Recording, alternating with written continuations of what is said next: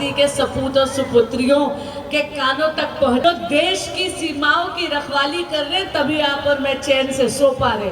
तो दोनों हाथ ऊपर करके भारत माता की जय, भारत माता की, भारत माता की। आप सभी को बहुत बहुत बधाई हो स्वतंत्रता दिवस की। लेकिन इस बार के स्वतंत्रता दिवस में मन पहले से ज्यादा उत्साहित है, मन पहले से ज्यादा प्रफुल्लित है, मन ज्यादा खुश है। और क्यों? क्योंकि आदरणीय प्रधानमंत्री श्री नरेंद्र मोदी जी के कुशल नेतृत्व में हमारी आर्म्ड फोर्सेस ने जाकर मुंह तोड़ जवाब दिया है पाकिस्तान को। ऑपरेशन सिंदूर के बाद ये स्वतंत्रता दिवस एक ऐसी सौगात लेकर आया है जब वहां पर वैश्विक पटल पर यह बात तय हो गई है कि ये मोदी का नया भारत है। ये ना रुकता है, ना थमता है, ना झुकता है, ना माफ करता है।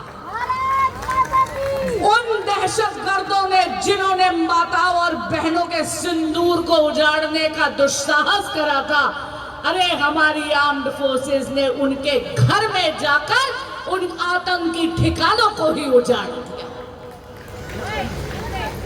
भाइयों और बहनों, जैसा कि आपकी बहुत ही लोकप्रिय विधायक आदरणीय शिखा जी कह रही थी, विकसित भारत की बात कर रही थी 2047 तक।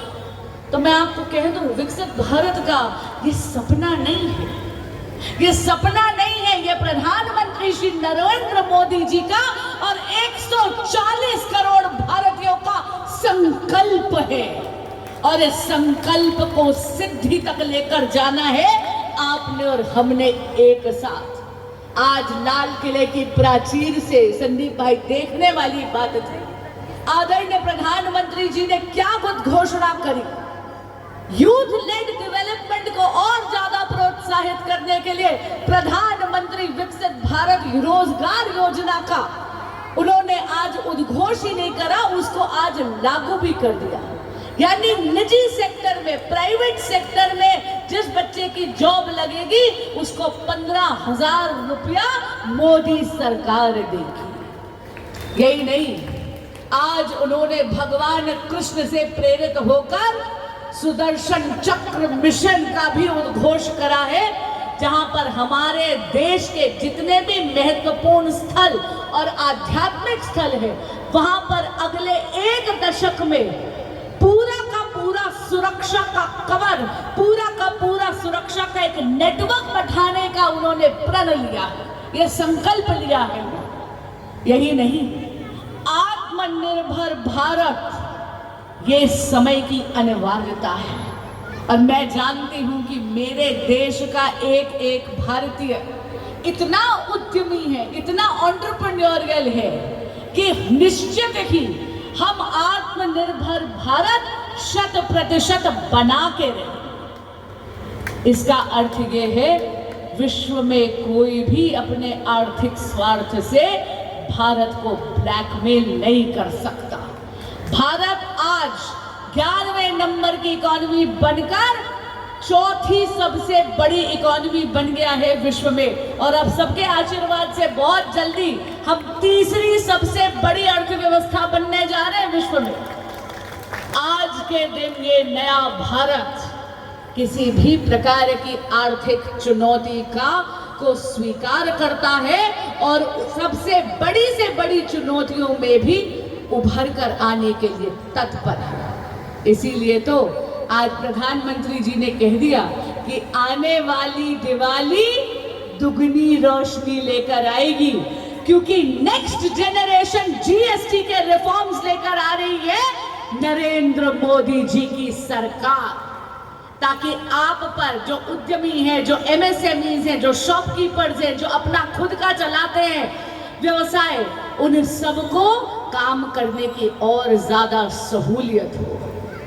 स्वतंत्रता दिवस आपके जीवन में प्रगति का उद्घोष लेकर आए, यही मेरी मंगल कामना है। और मिलकर मिलकर इस संकल्प को सिद्धि तक ले जाने की प्रतिबद्धता हम यहाँ पर जाहिर करेंगे।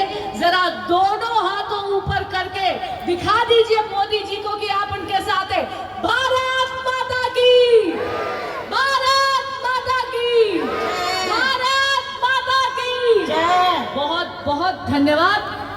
जब भी आपके कार्यक्रमों में आती हूँ, खास करके फेडरेशन के कार्यक्रमों में आती हूँ, जहाँ पे संदीप भैया होते हैं या सुरेंद्र भाई होते हैं, ऐसा लगता है अपने नानके लौटे हैं।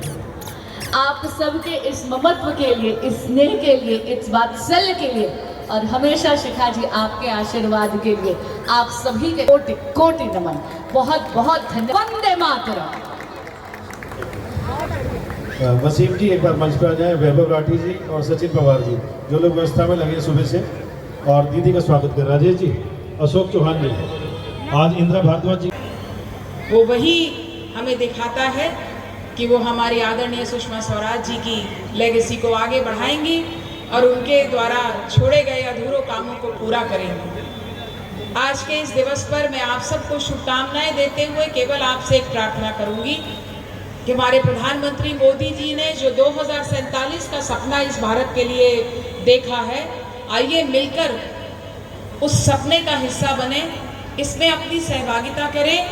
हमारे देश की जनसंख्या जो कभी कभी हमें ऐसा लगता है कि ये देश के रिसोर्सेज पर शायद कोई बोझ है, वही जनसंख्या हमारे लिए एसेट साबित हो सकती है, हमारे लाभदायक साबित हो सकती है जब हम अपने देश के बने हुए स्वदेशी चीज़ों को खरीदेंगे।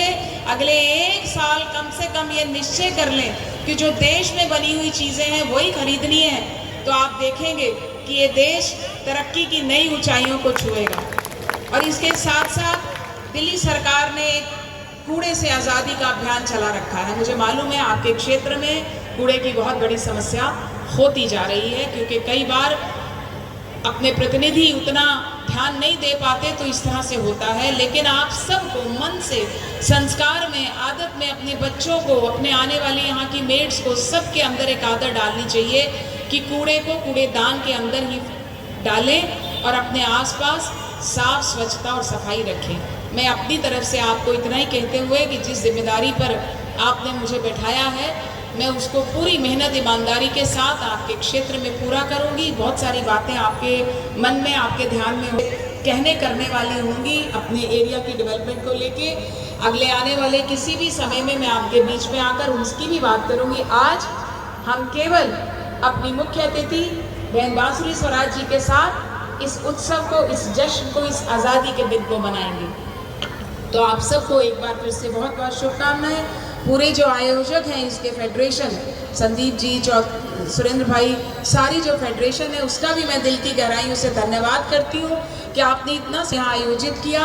और हमारी सांसद जी ने पूरे, मुझे लगता है नई दिल्ली क्षेत्र में 1-2 कार्यक्रम होंगे जिनमें यहाँ आना उन्होंने स्वीकार किया। इसके लिए आपका और आपका बहुत बहुत बहुत धन्यवाद। भारत माता की जय।